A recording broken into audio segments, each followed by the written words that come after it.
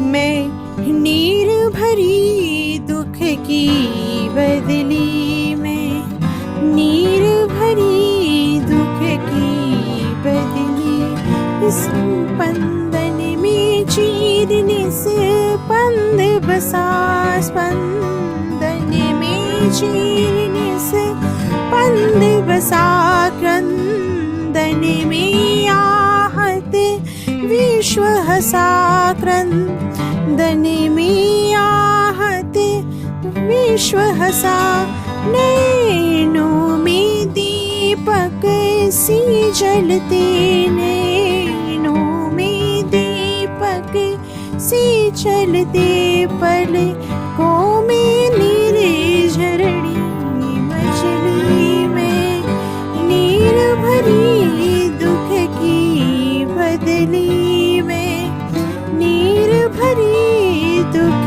की बदली। नमस्कार दोस्तों, मैं डॉक्टर ज्योत्सना सिंह। मेरे यूट्यूब चैनल पर आप सबका बहुत बहुत अभिनंदन। दोस्तों, अभी जो मैं ये पंक्ति गुनगुना रही थी, ये महादेवी वर्मा जी की मैं नीर भरी दुख की बदली कविता से लिया गया है। यह कविता बहुत ही महत्वपूर्ण है। हिंदी के समस्त प्रतियोगी परीक्षाओं में पूछी जाती है। यूजीसी नेट के पाठ्यक्रम में भी यह कविता स्थित है। तो आज हम यह कविता पढ़ेंगे और इसका भावार्थ देखेंगे। महादेवी वर्मा हिंदी के छायावाद की प्रमुख स्तंभ मानी जाती हैं। वेदना की कवित्री महादेवी वर्मा को आधुनिक युग की मीरा भी कहा जाता है।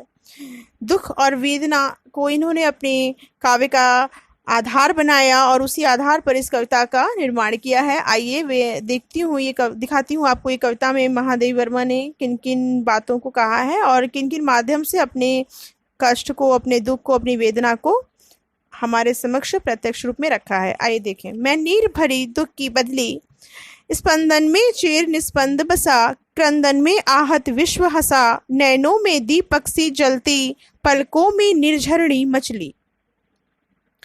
इस कविता में कवित्री ने अपने को बदली के रूप में, बदली माने बादल के रूप में चित्रित किया है और करुण विरह के अश्रु को प्रभावित किया है। महादेवी वर्मा कहती हैं कि मेरे जीवन में दुख इतना व्याप्त है, इतना दुख का प्रचार हुआ है मेरे जीवन में, और इस विषय में उनकी एक धारणा सी बन गई है कि तो मेरा तो पूरा ये जो जीवन है जलपूर्ण बदली के समान है।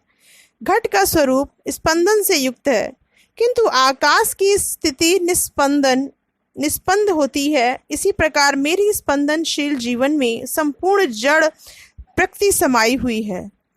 जिस प्रकार बादल में गर्जना की ध्वनि होती है, उसी प्रकार उस समय समस्त वर्षा के अभाव में व्याकुल संपूर्ण सृष्टि में प्रसन्नता व्याप्त हो जाती है। अगर बादल जब गर्जना होती है और बारिश होती है तो संपूर्ण सृष्टि में एक प्रसन्नता व्याप्त हो जाती है।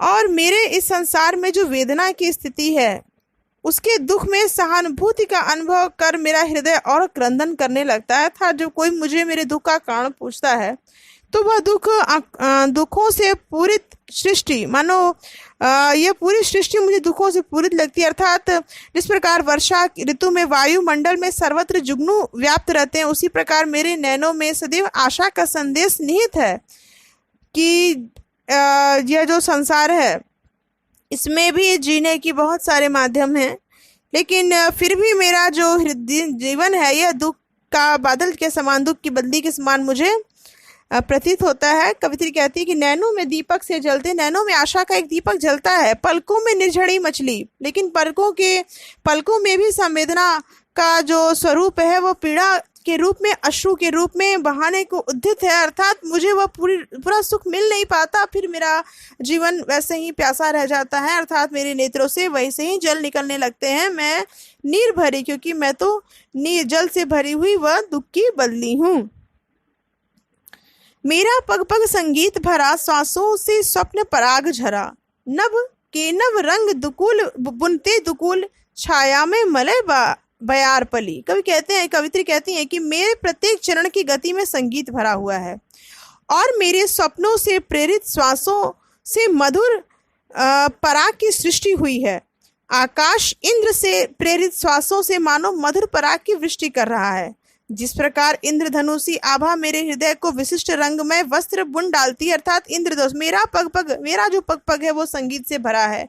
स्वापसों में स्वप्न पराग झरा, मेरे सांसों में, मेरे सांस सांसों में, मेरे स्वप्न में एक पराग, एक सुंदरता, एक सुगंध की अनुभूति हो रही है। नभ के नव रंग दुकुल बुनते दुकुल, नभ में अर्थात आकाश में जो इंद्रधनुषी छटा है वह वास्तव में बड़ी ही सुगंधित, बड़ी ही सुंदर लगा दिखाई दे रही है। छाया में मले बयार पली और उसकी छाया में मानो सुखे उसके, उसी प्रकार मेरे जीवन में छाया में मले उस मानो उसी प्रकार मेरे भी जीवन में छाया रूपी सुखों का संदेश प्रदान करने वाली जो मलयाचल पर्वत की सुगंधित है, ये हवा के समान बह रही है। तात्पर्य यह है कवित्रिका की अनुभूति के साथ साथ मैं अपने जीवन में सुख की प्राप्ति भी अनुभव कर लेती हूँ, लेकिन मेरे जीवन में वास्तव में सुख नहीं है। रूपक और अनुप्रास की छटा लगातार पंक्तियों में विद्यमान है। आइए आगे की कविता देखते हैं। मैं क्षितिज भ्रुकुटी पर घिर धूमिल, चिंता का भार बनी अविरल, रजकण पर जलकण हो बरसी, नवजीवन अंकुर बन निकली। कवित्री कहती हैं, मैं क्षितिज, मैं आकाश में, मेघमाला का प्रसार दूरवर्ती क्षितिज से प्रारंभ होता है। आकाश में मेघमाला का जो प्रचार है, मतलब जो बादल है वो दूरवर्ती, दूसरे आकाश से मेघमालाएं घूमते घूमते निकट आपके आकाश में आती हैं। जिस प्रकार वह क्षितिज में धूमिल आकार धारण करती है, उसी प्रकार मेरी भौहों रूपी क्षितिज पर इस समय चिंता का धूमिल प्रसार हो रहा है। वर्षा के बिंदु संसार की शुष्क धूलि को जिस प्रकार सरलता प्रदान करते हैं, अर्थात शुष्क धूलि को भी वर्षा के बिंदु स्पष्ट कर देते हैं, साफ कर देते हैं और नए पौधों के विकास के लिए अंकुरित कर जाते हैं, उसी प्रकार मैं सृष्टि की शुष्कता को अपनी मधुर संवेदनाशील भावनाओं के योग से सरलता प्रदान करती हूँ। मैं मानव जीवन में नवीन सौंदर्य को अंकुरित करती हूँ। रजकण जलकण हो, जैसे आकाश मंडल में स्थित बादल के रूप में वह जो रज है, वो धूल है, वह जल कण के रूप में बरस पड़ता है। नवजीवन अंकुर, वैसे मेरा भी यह जो दुख है, मेरा भी यह जो वेदना है, संसार को निश्चय ही एक नए जीवन, एक नए उत्साह को दिखलाएगा। पथ को न मलिन करता आना, पद चिन्ह न दे जाता जाना, सुधि मेरे आगमन की जग में सुख की सिहरन हो अंत खिली। कहती है कवित्री कि जिस प्रकार संसार में वर्षा ऋतु का जब आगमन होता है तो शांत स्वरूप हो जाता है, अर्थात चारों ओर एक जो अब तक अतृप्त ता फैली रहती है प्रकृति में कि बारिश नहीं हो रही है, व्यक्ति तड़पता है, वैसे ही उसको शांति मिलती है वर्षा के जल से, और वह आगमन मार्ग की मलिनता को मलिन नहीं करती है, पितु मार्ग की मलिनता को दूर करती है। उसी प्रकार जिस प्रकार आकाश में आकर बादलों की जल वर्षा से आकाश की धूमिलता को नष्ट कर जाता है, उसका रूप निखर जाता है तथा उसके चले जाने के पश्चात आकाश में कोई अस्वच्छता शेष नहीं रहती, उसी प्रकार करुणा की भावना काव्य साहित्य का रूप उसी प्रकार विकृत और दूषित नहीं होता। करुणा की भावना से काव्य साहित्य का रूप उस प्रकार विकृत अथवा दूषित नहीं होता। कवित्री ने अपनी भावना कहा है कि अगर मेरे अंदर करुणा की भावना है, वेदना है, तो निश्चय ही काव्य साहित्य को दुखित नहीं करेगी, काव्य साहित्य के लोग इससे बोर नहीं होंगे।